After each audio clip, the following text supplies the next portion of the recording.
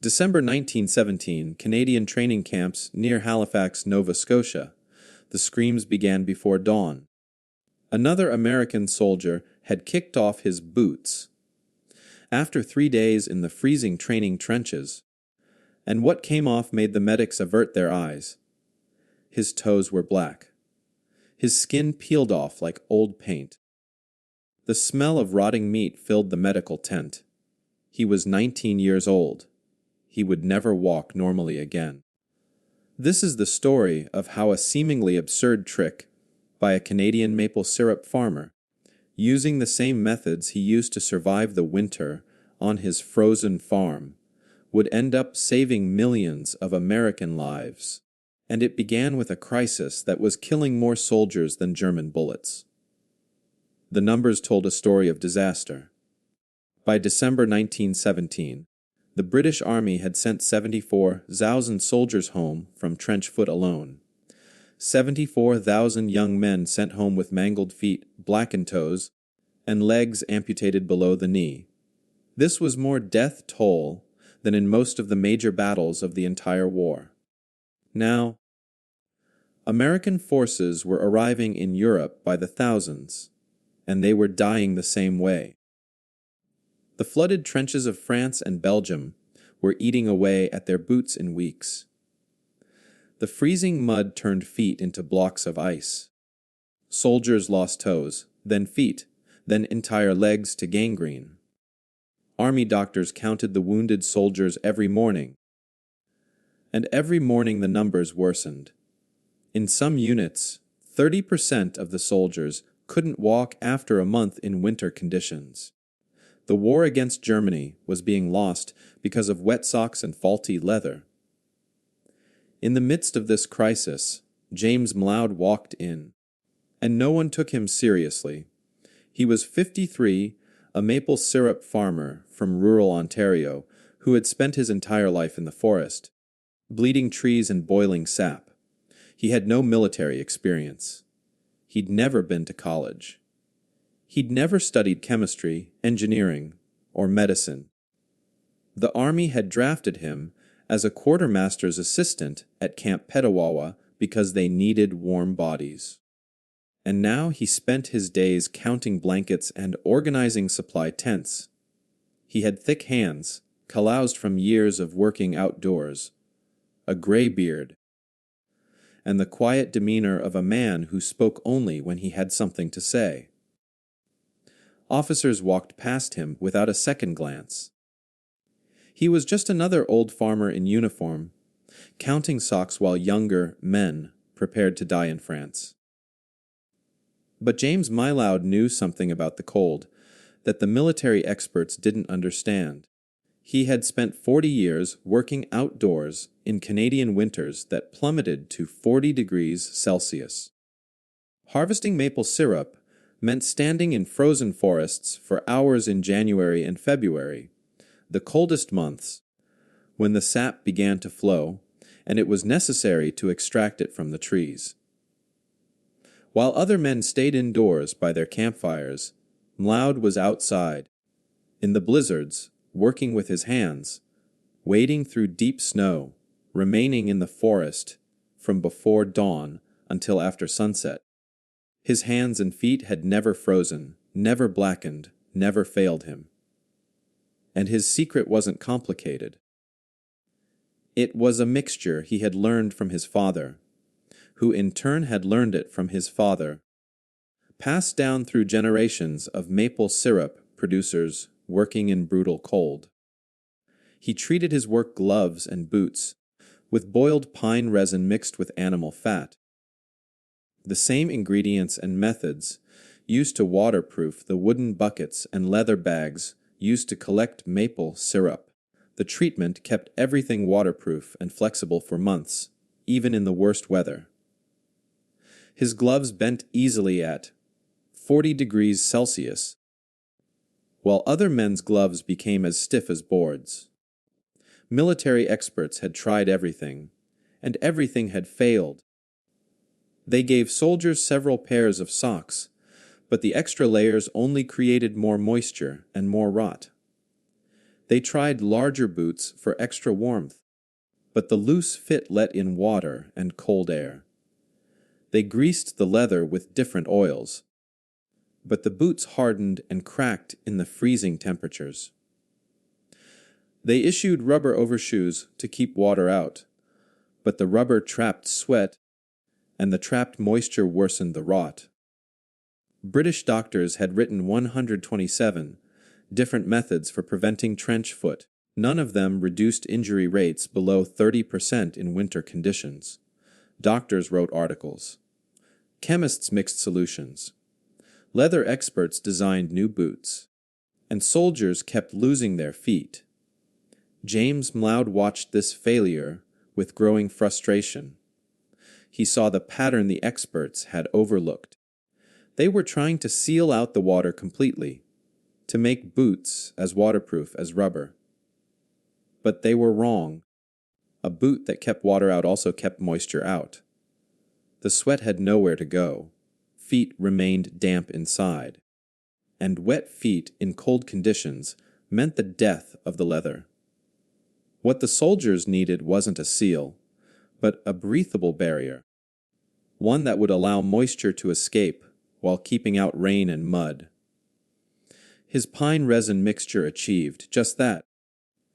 It penetrated deep into the leather fibers, making them water, resistant from the outside, while allowing water vapor to pass through from the inside. The leather stayed supple, dry, and alive. He tried to explain it to the officers. He approached a colonel in the quartermaster corps and described his treatment, how it worked in the maple forest, during the winter harvest, and how it could save soldiers' feet. The colonel looked at him as if he were speaking a foreign language.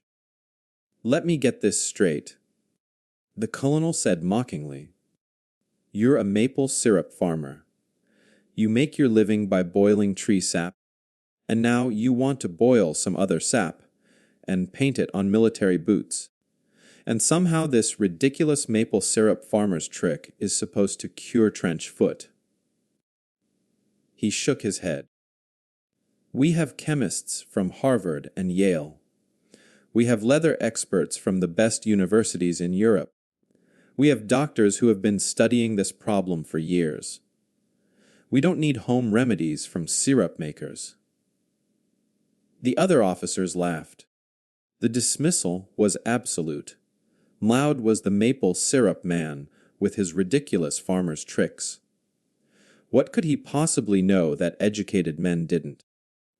But James Mloud had spent 40 winters in the coldest forests of Canada and still walked with healthy feet. Chemists and doctors had spent months in warm offices writing articles while soldiers died. He knew his treatment worked because he had tested it 10,000 times on himself. His idea was simple but revolutionary. The problem wasn't water leaking out of the boot. The problem was moisture control. Feet needed to breathe. Leather needed to flex. And the solution had been in farmers' workshops for generations, ignored by all those who thought education was more important than experience. The experts had failed because they were seeking complex answers to a problem that required simple wisdom, and millions of American soldiers were about to pay the price for that arrogance unless someone listened to a Canadian farmer who smelled of pine and understood the cold. James Mloud decided that if the officers ignored him, he would prove them wrong with results. He began his experiments in secret, spending his own money on materials the Army wouldn't provide. He bought pine resin from local suppliers, obtained beef tallow from the camp kitchens, traded it for beeswax with a farmer who kept beehives, and got fish oil from the Halifax docks. It took him weeks to perfect his formula, testing different quantities in the small room where he slept. The mixture had to be perfect. 60% pine resin, specifically harvested from white pines, as other pines produced resin that became too sticky. 25% melted beef tallow for flexibility, 10% beeswax for durability, 5% fish oil to ensure everything penetrated deeply into the leather fibers. Every ingredient had a purpose. Every percentage mattered. The temperature during mixing was crucial. Mloud heated the mixture to exactly 82 degrees Celsius, measuring with a candy thermometer he'd brought from home.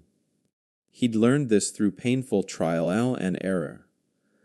If the mixture got too hot, above 87 degrees Celsius, it lost the flexibility that made it work in extreme cold. The leather would stiffen and crack. If the mixture remained too cold, below 76 degrees Celsius, it wouldn't soak properly into the leather fibers. It would just sit on the surface like paint, sealing the leather instead of treating it. He needed the mixture to be hot enough to penetrate deeply, but cool enough to retain its special properties. He ruined 15 pairs of his own boots, learning this lesson. The application process required patience and precision. Each boot needed 3 coats of the mixture. Mloud applied the first coat with a brush, while the mixture was still warm, pressing it into the leather with smooth strokes. Then, he had to wait exactly 4 hours for it to dry at a room temperature of 18 degrees C. If it was too humid, it wouldn't dry properly. If it was too cold, it wouldn't set. After 4 hours, he applied the second coat. Again, another 4 hours of waiting. Then, the third coat and another 4 hours of waiting. The entire process took 14 hours for each pair of boots, and every step had to be perfect. There were no shortcuts. He tested this by cutting samples of treated leather in half to see how deeply the mixture was absorbed. It penetrated 2.3 millimeters into the fibers, creating a barrier that became part of the leather itself, rather than just a layer on top. Mloud tested his treated boots obsessively. He submerged them in barrels of ice water for 6 weeks straight, and they remained waterproof. He froze them at 45 degrees Celsius, and they stayed flexible enough to bend by hand. He measured the amount of water vapor that could pass through the treated leather using simple tests with a damp cloth inside the boots and a dry exterior. The vapor transmission rate was 0.8 grams per square meter per hour. This was the magic number. It was just enough for foot perspiration to escape, but not enough for rain to seep through. Other waterproofing methods either trapped all the moisture inside or let in too much water from the outside. His treatment struck the perfect balance that nature required. By January 1918, Mloud had secretly treated 50 pairs of boots with equipment borrowed from the camp kitchens after hours. He mixed his resins in large pots, heated them on the stoves, and applied them to boots he collected from the supply depot. He worked from midnight until dawn, when the kitchens were empty and the cooks were asleep. One night, a captain discovered him with pots of boiling resin and piles of boots scattered across the kitchen floor. The captain threatened to court-martial him for wasting military resources and creating a fire hazard. Mloud thought his experiment was over before it had even begun. But he spoke quickly, explaining what he was trying to do, why soldiers were dying, and how this could save lives. The captain wasn't convinced, but he was tired and didn't want the paperwork of a court-martial. He told Mloud to clean up his mess and not to do it again. Mloud needed someone to test his boots under real-world conditions, and he found an unexpected ally. Lieutenant Robert Chen was a young officer, just 24 years old, and one of the few Chinese Canadian soldiers in the camp. Chen faced constant discrimination from other officers who questioned whether He should even wear the uniform. He and Mloud understood each other. Both were outsiders whom no one took seriously. When Mloud explained the procedure and showed Chen the test results, the young lieutenant agreed to help. It was a risk for both of them. If the boots failed, Chen's career was over. If anyone discovered they were conducting unauthorized tests, they would both be punished. In late January 1918, Chen secretly distributed Mloud's treated boots to his 40-man platoon before a 2-week winter training exercise. The weather was brutal, with sub-zero temperatures and constant freezing rain. The men wore the treated boots daily, wading through the cold water during trench drills, marching through snow and mud, and sleeping in tents where everything froze overnight. Meanwhile, the platoons around them wore standard military boots. The contrast became stark within days. Chen's men kept their feet dry and warm. The other platoons began showing up at the medical tent with the first signs of trench foot. The unmistakable white, wrinkled skin that preceded blackening and decay. After 2 weeks, the results were undeniable. Chen's platoon reported no cases of trench foot. 0. The 3 platoons training alongside them in standard boots reported 23 cases of trench foot and frostbite. That was a 37% casualty rate from the cold alone. Chen's men were ready to fight. The other units had lost more than a third of their men, without seeing a single German soldier.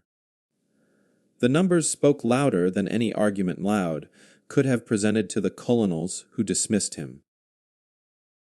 The reports reached Captain William Morrison, the logistics officer responsible for equipment and supplies. Morrison was one of those officers who cared more about results than procedures, and these results caught his attention. He summoned Mloud to his office and demanded to know what had changed in Chen's platoon. Mloud explained everything, showing Morrison his formula, his temperature readings, and his test data. Morrison immediately understood what this meant. If this treatment worked on a large scale, it could save thousands of lives, perhaps tens of thousands.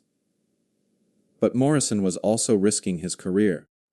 Authorizing an unproven treatment for a farmer without the approval of senior command could result in his dismissal. Morrison made his decision. In February 1918, he authorized Mloud to treat 500 pairs of boots for a battalion-level trial. Mloud set up a proper workshop with 4 assistants, proper equipment, and enough materials to work on a large scale. They treated boots around the clock, and Morrison assigned them to the units heading into the worst conditions. The results obtained during February and March were extraordinary. The treated boots reduced cases of trench foot by 89%. Cases of frostbite were reduced by 76%. Soldiers reported that their boots remained comfortable and flexible even after 40 consecutive days in wet conditions. The cost was $2.30 per pair of boots. Standard military boots cost $4.50 and failed within weeks. Mloud's treatment was cheaper and 20 times more effective. The news spread like wildfire through the camps.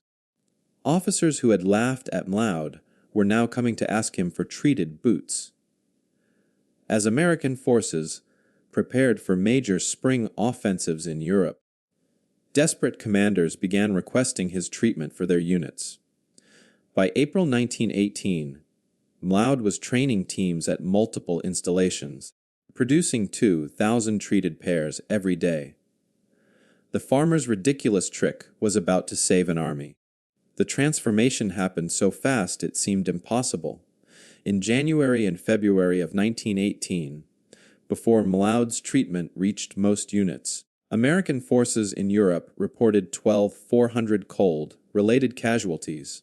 400 young men were evacuated for trench foot and frostbite in just 2 months.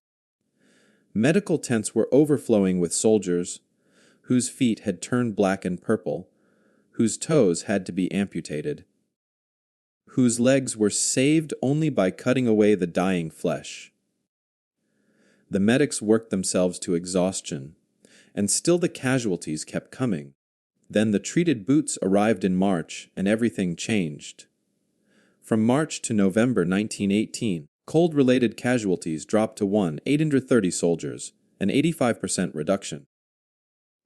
It was as if someone had turned off a tap that had been flooding the army with disabled men. British forces that adopted the treatment saw their trench foot cases fall from 31% of the winter deployment force to a mere 4%. Mloud's mixture was working a miracle that no medical expert or military engineer had been able to achieve. By June 1918, production figures had reached levels that would have seemed fantastical 6 months earlier. 12 facilities in Canada and the northern United States were processing 50,000 pairs of boots each week. Workers followed Mloud's exact specifications, heating the mixture to 180 degrees, applying 3 coats with 4-hour drying times, and quality checking each batch. The smell of pine resin and hot tallow permeated the air around these factories. The cost was $11,500 per week to process all those boots. Before Mloud's treatment, the Army spent $225,000 a week just to replace boots that failed in the trenches. The Army was saving money and, at the same time, saving lives. By the November armistice, U.S. forces had treated 2.3 million pairs of boots. British Commonwealth forces treated another 1.7 million. 4 million pairs of boots that kept 8 million feet alive and moving. The situation before Mloud's advance had been a cascading disaster that threatened the entire war effort. Standard leather boots failed after 14 to 21 days in trench conditions, requiring constant replacement. Supply chains could barely keep up with demand. Ships that should have been carrying ammunition and food were full of boots. Soldiers wore boots until they literally fell apart, then stood in the frozen mud with rags wrapped around their feet while they waited for new boots. The rubber solutions developed by military chemists caused a different kind of nightmare. Soldiers' feet sweated inside the waterproof rubber, and that trapped moisture-accelerated tissue damage rather than preventing it. Men would take off their rubber boots after a week to find their feet white and wrinkled, as if they had been underwater for hours. The first stage of trench foot, which led to blackening and amputation. The waterproofing chemicals made the leather completely brittle. The boots cracked and disintegrated in the cold, splitting open at the seams, leaving soldiers with boots that looked intact from a distance, but were riddled with holes. Medical evacuations for foot injuries required 3 to 6 months of recovery, and many soldiers never fully recovered. They were permanently discharged from the service and sent home as disabled veterans in their 20s, unable to walk without canes or crutches. While Mloud's treatment saved American and Canadian forces, other nations tried their own solutions and failed miserably. The British tried rubber, coated canvas boots that were completely waterproof but provided no warmth whatsoever. Soldiers' feet froze inside them. The Americans tried chrome, tanned leather, a special treatment that made leather more water-resistant. But chrome, tanned leather was too stiff for combat boots. Soldiers could barely walk in them, and the stiffness of the leather caused blisters that became infected in the filthy conditions of trench warfare. The French tried cork, lined boots for warmth. The cork absorbed water like a sponge, making the boots incredibly heavy. Soldiers marched in boots that weighed 10 pounds each, exhausting them even before the battle began. None of these alternatives achieved more than 40% effectiveness in preventing cold injuries. Mloud's simple mixture, composed of pine resin, animal fat, beeswax, and fish oil, outperformed any high-tech solution the military scientists could devise. The Germans realized what was happening. Captured documents and interrogations of prisoners revealed that German intelligence had discovered the Allies were using a special treatment for their boots. By late 1918, German commanders were desperate to copy it. Their soldiers were suffering from trench foot and frostbite just as severely as the Allies had before the Mloud advance. But the Germans faced a problem they couldn't solve. The British naval blockade had cut off their access to many materials, and pine resin was one of them. Germany didn't have enough pine forests to produce the enormous quantities of resin needed to treat millions of boots. They tried manufacturing synthetic substitutes in their chemical factories, but nothing worked as well as natural pine resin. In the final months of the war, German casualty rates from environmental injuries remained 4 times higher than those of the Allied forces. This gave the Allies a crucial advantage. Their soldiers were able to continue fighting in winter conditions that crippled German units. The impact was most pronounced in major operations. The 42nd Infantry Division, known as the Rainbow Division, credited Mloud's treatment for its ability to sustain its offensive in the Meuse, Argonne campaign. Before the treated boots, winter operations typically collapsed after 10 days due to the large number of soldiers lost to non-combat injuries. With the treated boots, the Rainbow Division fought continuously for 47 days between October and November 1918, enduring rain, mud, and freezing temperatures without losing combat effectiveness due to trench foot. The Canadian forces that used this treatment achieved unprecedented mobility during the 100 Days Offensive, which ultimately broke through the German lines. They could move quickly, fight tenaciously, and keep moving without stopping to evacuate soldiers with mangled feet. The strategic advantage was enormous. In September 1918, General John Pershing met James Mloud personally at headquarters in France. Pershing was the commander of all American forces in Europe, the most powerful American general in the world. He shook Mloud's hand and told him directly that his treatment had saved more American lives than any tactical innovation of the entire war. Mloud received a promotion to captain and the official designation of boot treatment specialist for the American Expeditionary Force. The officers who had dismissed him as an ignorant farmer now saluted him.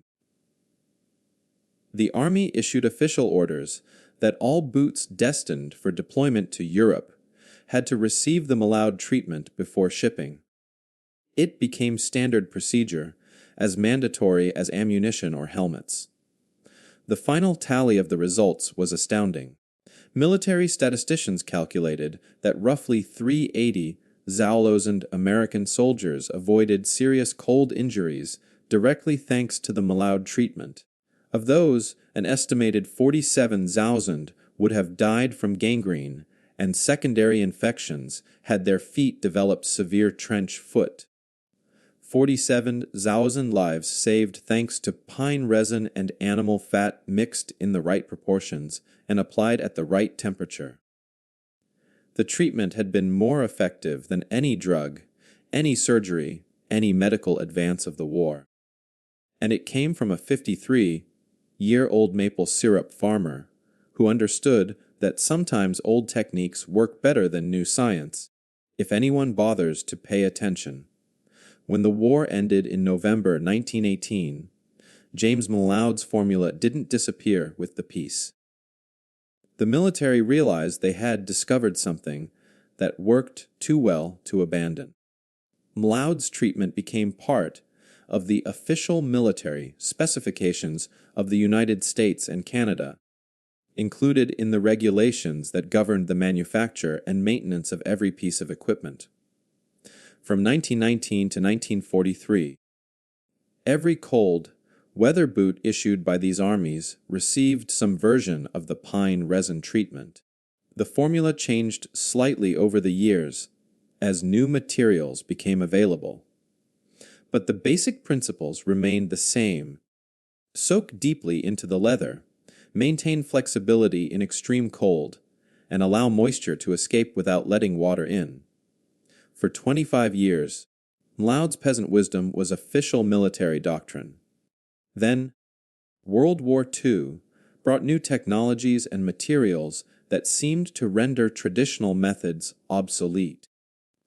Synthetic waterproofing compounds developed by chemical companies promised better performance than natural resins and animal fats. These new materials were created in laboratories, tested by scientists, and marketed as the modern solution to an age-old problem. The Army gradually phased out Mloud's treatment in favor of these synthetic alternatives. By 1944, very few boots received the traditional pine resin mixture. The old formula seemed like a relic of a simpler time, replaced by the advance of industrial chemistry. But progress has a way of making us forget the lessons nature slowly taught us over thousands of years.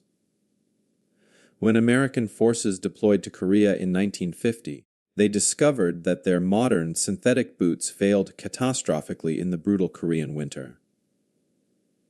Temperatures plummeted to 30 degrees Celsius, colder than anything seen in Europe during World War I. The synthetic waterproofing cracked and peeled away. Soldiers began losing toes again. Their feet turned black with frostbite, and medical tents overflowed with cold-related casualties, just as they had in 1917. Desperate supply officers searched for solutions in old military records and found Mloud's specifications still on file. In 1951, the Army rushed to produce boots using the original pine resin formula, as its supply chains couldn't deliver enough synthetic materials to the Korean front. Once again, the simple mixture of tree resin, animal fat, beeswax, and fish oil outperformed modern chemistry under real, world field conditions. The Korean War proved that Mloud had grasped something fundamental about how materials behave in extreme environments, something laboratory tests had missed. His treatment worked in Korea exactly as it had in France 30 years earlier, keeping feet dry and warm when nothing else could. James Mloud himself never sought fame or fortune from his invention. He returned to his maple syrup farm in rural Ontario in 1919, back to the quiet life of extracting sap from trees and boiling it. The Army awarded him the Distinguished Service Medal, a high honor given to civilians who contribute significantly to military success. The medal came with a small ceremony, a handshake from a general, and a certificate suitable for framing. Mloud put the medal in a drawer and went back to work on his sugar plantation. He never patented his formula, never tried to profit from it, never demanded royalties for the millions of boots treated with his mixture. When people asked him why, he gave a simple answer that revealed his character. "It belongs to the boys who needed it," he said. "I don't own something that saves lives." He lived quietly on his farm until 1952, passing away at the age of 88 with his boots on, still working in the maple forest that had taught him everything he knew about surviving Canadian winters. His farm became a minor historical site in the 1990s after a military historian named Patricia Chen granddaughter of Lieutenant Robert Chen, uncovered the full story while researching her grandfather's service record. She found the connection between the young Chinese, Canadian lieutenant who had risked his career, and the elderly farmer who had saved an army. Her book about Mloud's treatment brought attention to a story that had been virtually forgotten. Now, a small plaque stands near the farmhouse, explaining what happened there, how a man who smelled of pine and wood smoke changed military history. School groups visit occasionally, and veterans organizations maintain the property. But it remains a modest memorial to a modest man who never sought glory. The modern military still uses Mloud's core idea, though not his exact formula. Today's boot manufacturers employ variations of resin, grease, and wax treatments for extreme cold weather gear, though they now use synthetic versions of the natural materials. The U.S. Army's 2019 Extreme Cold Weather Boot, the latest design for Arctic conditions, uses a moisture management system that achieves a vapor transmission of 0.9 grams per square meter per hour. Mloud's 1918 formula achieved 0.8 grams per square meter per hour using boiled tree sap and beef fat. After more than a century of materials science and chemical engineering, modern boots are barely 10% more effective at managing moisture than those a farmer might have fashioned in a camp kitchen with ingredients he could buy at a supermarket. Antarctic research expeditions use nearly identical resin and wax treatments on their equipment, as no synthetic material performs with the same reliability at 15 degrees C, 60 degrees F.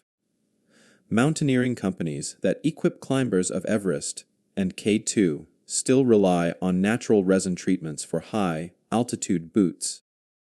Where synthetic materials become brittle and fail, the lesson of James Mloud's discovery goes far beyond boots and waterproofing.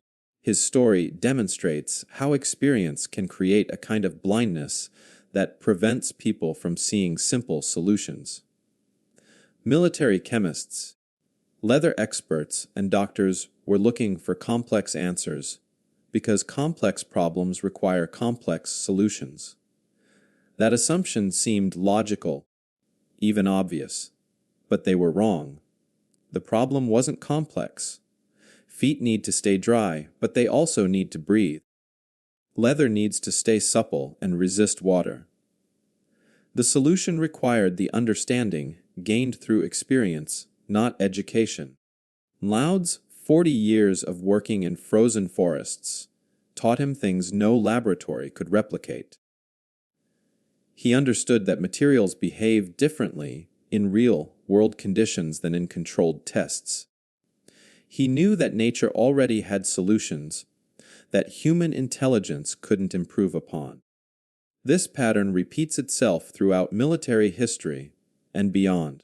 The modern military still grapples with the same tension between high-tech solutions and practical simplicity.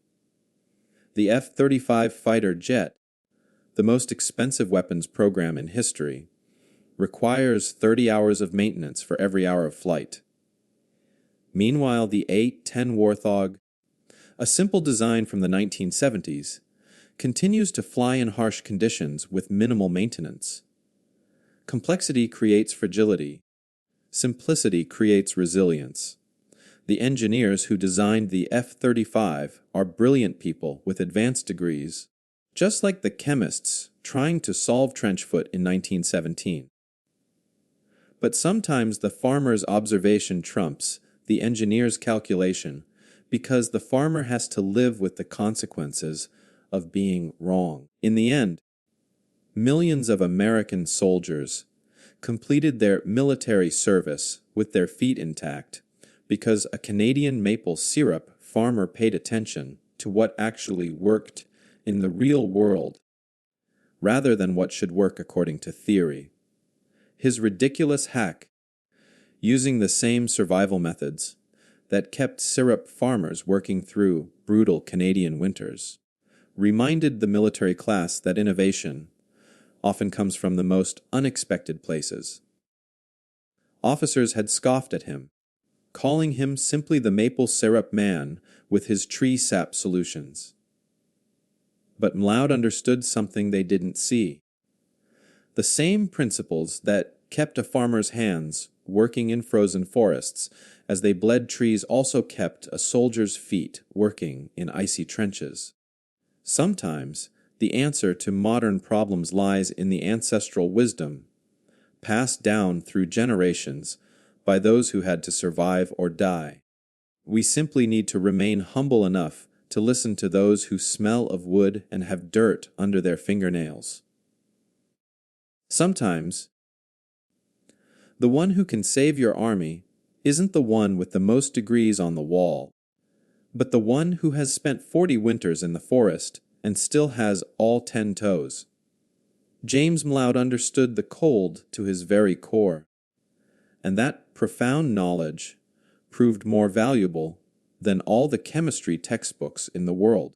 His legacy isn't limited to the boots that kept feet warm, but extends to the reminder that wisdom comes from many sources, and the quietest voice in the room might be the one that saves the most lives.